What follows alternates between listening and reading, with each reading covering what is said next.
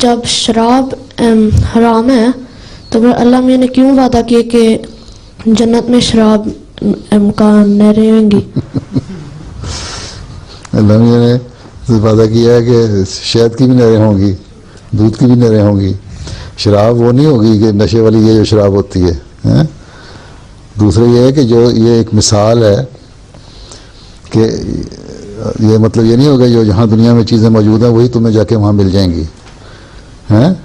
قرآن یہ بھی لکھا اللہ تعالیٰ نے کہا ہے کہ جو چیزیں جنت میں ملنی ہیں ان کا تمہیں تصور ہی نہیں کہ وہ کیا چیزیں ہیں، اور ساتھ یہ بھی ہے کہ مثالیں بھی دی ہیں یہ چیزیں ملیں گی۔